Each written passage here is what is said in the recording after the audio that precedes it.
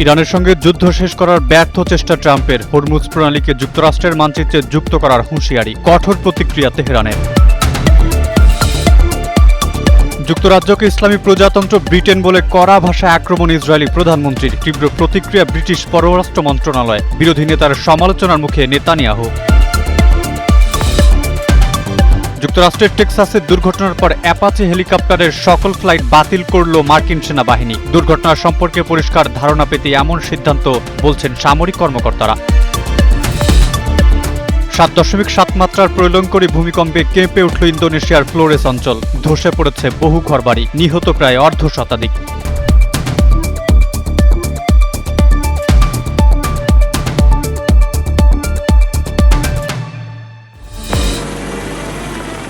ইরানের সঙ্গে যুদ্ধ শেষ করার চেষ্টা ব্যর্থ হওয়ার মধ্যে হরমুজ প্রণালীকে যুক্তরাষ্ট্রের ভূখণ্ড ঘোষণা করার হুমকি দিয়েছেন মার্কিন প্রেসিডেন্ট ডোনাল্ড ট্রাম্প। শুক্রবার নিউ ইয়র্কের লং আইল্যান্ডে একটি পুলিশ একাডেমিতে বক্তব্য দেওয়ার সময় ট্রাম্প বলেন, ইরানকে পরাজিত করার পর খুব শীঘ্রই হরমুজ প্রণালীকে যুক্তরাষ্ট্রের ভূখণ্ড ঘোষণা করবেন তিনি।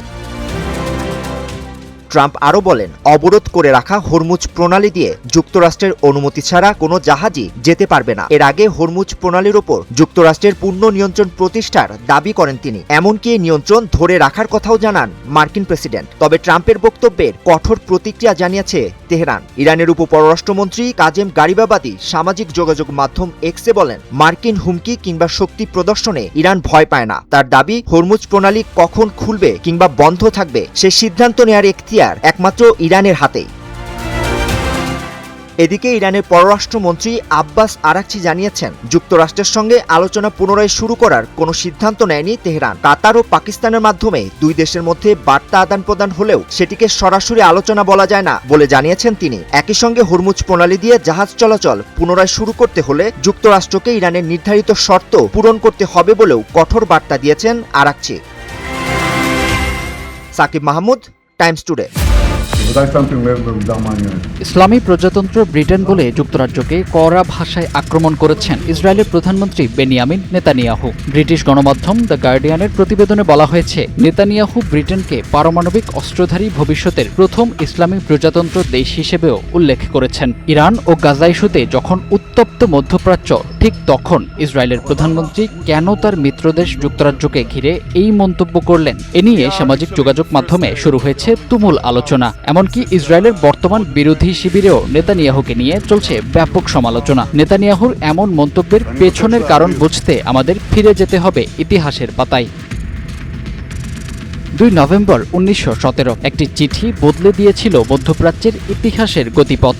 সেই চিঠির নাম ছিল বেলফোর ডিক্লারেশন বা বেলফোর ঘোষণা। ব্রিটিশ ইহুদি নেতা লর্ড রথচাইল্ডকে একটি চিঠি পাঠান। সেখানে ফিলিস্তিনে ইহুদিদের জন্য একটি জাতীয় আবাসভূমি প্রতিষ্ঠায় ব্রিটিশ সরকারের স্পষ্ট সমর্থনের কথা জানানো হয়। যদিও এটি কোনো আনুষ্ঠানিক চুক্তি ছিল না, তবে এই ঘোষণায় ফিলিস্তিনে ইহুদিদের রাজনৈতিক ও সাংগঠনিক ভিত্তি তৈরির ক্ষেত্রে বড় ভূমিকা রাখে। তৎকালীন জায়োনিস্ট নেতা চাইম ভাইসম্যান সহ অনেকেই ব্রিটিশ সরকারের সঙ্গে এ বিষয়ে সক্রিয়ভাবে কাজ করেছিলেন। এরপর ফিলিস্তিনে ইহুদি অভিবাসন ও বসতি স্থাপন বাড়তে থাকে। ধীরে ধীরে তৈরি হয় একটি নতুন রাজনৈতিক বাস্তবতা। আর সেই পথ ধরেই 1948 সালে প্রতিষ্ঠিত হয় ইসরায়েল নামক একটি নতুন রাষ্ট্র, যেই রাষ্ট্র গেল 78 বছর মধ্যপ্রাচ্যের ধারাবাহিক অশান্তির অন্যতম কারণ। কিন্তু এখন প্রশ্ন হচ্ছে, একসময় যে ব্রিটেনের হাত ধরেই ইসরায়েল রাষ্ট্র প্রতিষ্ঠার পথ তৈরি হয়েছিল, এখন কেন সেই দেশকেই আক্রমণ করে মন্তব্য করেছেন ইসরায়েলের প্রধানমন্ত্রী বেনিয়ামিন নেতানিয়াহু?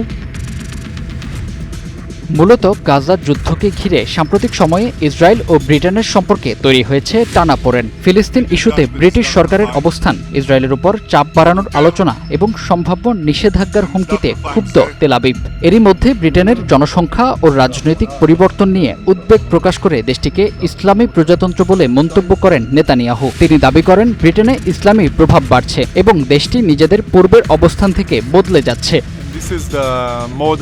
তবে ইসরায়েলের প্রধানমন্ত্রীর এমন মন্তব্য নিয়ে সমালোচনা করেছেন খোদ তার দেশেরই রাজনৈতিক নেতারা। বিরোধী দলীয় নেতা আভি দাবুশ নেতানিয়াহুর তীব্র সমালোচনা করে বলেছেন, আন্তর্জাতিকভাবে ইসরায়েল যখন ক্রমেই বিচ্ছিন্ন হয়ে পড়ছে, তখন একটি গুরুত্বপূর্ণ মিত্র দেশের বিরুদ্ধে এমন মন্তব্য করা ভয়াবহ কূটনৈতিক ব্যর্থতার উদাহরণ। ব্রিটিশ পররাষ্ট্র দপ্তরও নেতানিয়াহুর বক্তব্যের কঠোর সমালোচনা করেছে। দপ্তরটি বলছে, তার মন্তব্য সম্পূর্ণ অগ্রহণযোগ্য এবং এ বিষয়ে ইসরায়েলি সরকারের সরকারের কাছে আপত্তি জানানো হয়েছে। to do very much just by সম্প্রতি পশ্চিমা একের পর এক দেশে গাজায় ইসরায়েলি আগ্রাসন বিরোধী সমাবেশ, বিভিন্ন আন্তর্জাতিক কনসার্টে ফিলিস্তিনের প্রতি সংহতি আর সবশেষ ওয়াশিংটন ও লন্ডনের সঙ্গে তেল আবিবের সম্পর্কে যে দূরত্ব তৈরি হয়েছে, গাজায় আগ্রাসন ও ইরান যুদ্ধ শুরু করে দেশ এবং দেশের বাইরে কঠিন পরীক্ষার মুখে পড়েছেন ইসরায়েলের প্রধানমন্ত্রী বেনিয়ামিন নেতানিয়াহু। שבוגריו ফাহিম হৃদয়, টাইমস টুডে। যুক্তরাষ্ট্রের টেক্সাসে ফোর্ড হুড সামরিক ঘাঁটিতে অ্যাপাচি হেলিকপ্টার বিধ্বস্ত হয়ে 2 মার্কিন সেনা নিহতের পর H-64 অ্যাপাচির সব প্রশিক্ষণ ফ্লাইট সাময়িকভাবে স্থগিত করেছে মার্কিন সেনাবাহিনী। দুর্ঘটনার প্রকৃত কারণ খুঁজে বের না হওয়া পর্যন্ত এই স্থগিতাদেশ বহাল থাকবে। মার্কিন সেনাবাহিনীর এক বিবৃতিতে বলা হয়েছে, দুর্ঘটনার মূল কারণ সম্পর্কে আরও পরিষ্কার ধারণা পেতে H-64 অ্যাপাচির প্রশিক্ষণ ফ্লাইটে সাময়িক বিরতি দেওয়া হয়েছে। দুর্ঘটনার তদন্তে বৃহস্পতিবার ঘটনাস্থলে পৌঁছেছেন মার্কিন আর্মি কমব্যাট রেডিনেস সেন্টারের তদন্তকারীরা। দুর্ঘটনার কারণ নির্ধারণে তারাই তদন্ত কার্যক্রম পর্যবেক্ষণ করবেন। মার্কিন সেনাবাহিনীর তথ্য অনুযায়ী H-64 অ্যাপাচি 2 সদস্যের ক্রুবাহী একটি আক্রমণাত্মক হেলিকপ্টার। এতে পাইলট পেছনের আসনে এবং কোপাইলট বা গানম্যান সামনের অংশে অবস্থান করেন। এদিকে ফোর্ড হুড কর্তৃপক্ষ জানিয়েছে, দুর্ঘটনায় 34 বছর বয়সী চিফ ওয়ারেন্ট অফিসার 2 জিওএনটি হিউই এবং 25 বছর বয়সী ওয়ারেন্ট অফিসার শেট ওয়েমস্টেড নিহত হয়েছেন। তারা ফোর্ট হুডের প্রথম এয়ার ক্যাভেলরি ব্রিগেডের প্রথম ব্যাটালিয়ন 227তম এভিয়েশন রেজিমেন্টের ব্রাভো কোম্পানিতে দায়িত্ব পালন করছিলেন। Shakib Mahmud, Times today.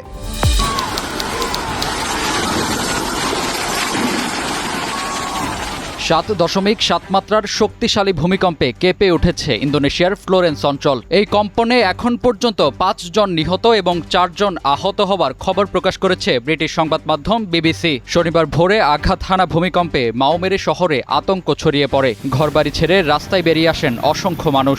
বালি থেকে প্রায় 1000 কিলোমিটার দূরে উৎপত্তিস্থল থেকে ভূমিকম্পটির গভীরতা ছিল প্রায় 15 কিলোমিটার।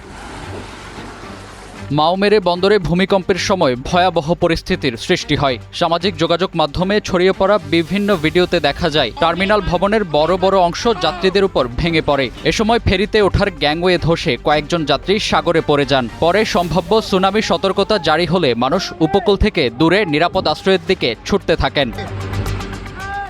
ইন্দোনেশিয়ার দুর্যোগ ব্যবস্থাপনা সংস্থা জানিয়েছে, প্রথমে 2 জন নিহত হওয়ার খবর এলেও যাচাইয়ের পর 1 জনের মৃত্যু নিশ্চিত করা হয়েছে। একই এলাকায় 6.1 মাত্রার শক্তিশালী আফটারশকও অনুভূত হয়েছে। দুর্গম ও পাহাড়ি এলাকায় ক্ষয়ক্ষতির পূর্ণ চিত্র এখনও পাওয়া যায়নি। উদ্ধারকারী দল ক্ষতিগ্রস্ত ভবনে আটকে পড়াদের উদ্ধারে কাজ করছে। কর্তৃপক্ষ সবাইকে শান্ত থাকার পাশাপাশি উপকূলীয় এলাকা এবং ক্ষতিগ্রস্ত ভবন থেকে দূরে থাকার নির্দেশনা দিয়েছে। ফাহিম হৃদয়, টাইমস টুডে।